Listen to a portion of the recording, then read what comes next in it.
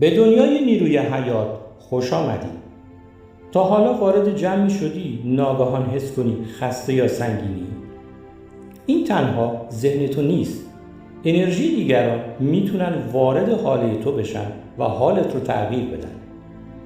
اما خبر خوب اینه که تو میتونی از خودت محافظت کنی و اجازه ندی این انرژی منفی وارد بشه. هر انسانی حاله‌ای از انرژی داره که اطرافش رو پوشش میده. وقتی در محیطی با افراد منفی قرار میگیری، حاله تو ممکنه تحت تأثیر قرار بگیره. اما تو میتونی اینها را تقویت و محافظت کنی. تمرین امروز به تو کمک میکنه انرژی خودت رو حفظ کنی و سنگینی دیگران رو جذب نکنی. چشمات رو ببند، نشسته یا ایستاده باش. یک نفس عمیق بکش. با هر بازدم خستگی و سنگینی روز رو بیرون بده. حالا توجهت رو به مرکز انرژی درونت، جایی که قلب و ذهن با هم هماهنگ میشن، احساس کن انرژی خودت مثل یک نور آرام در مرکز بدنت جریان داره. تصور کن یک سپر نورانی اطراف تو ایجاد شده. این نور مثل یک حباب انرژی شفاف هر چیزی که منفی است رو دفع میکنه.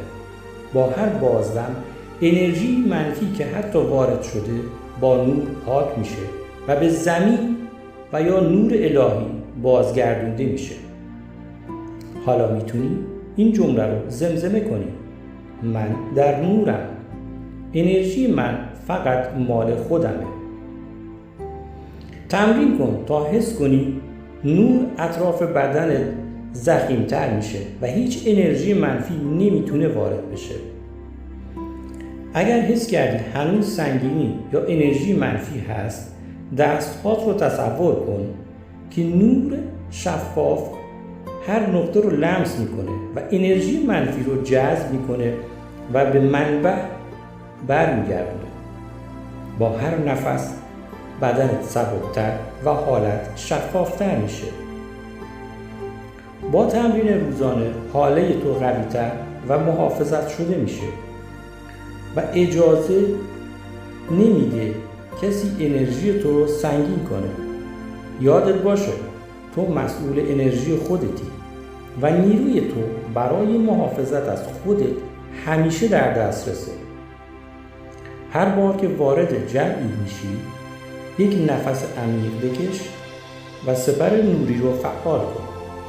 انرژی خودت مال خودته و تو شایسته آرامش و سبک بودن هستی.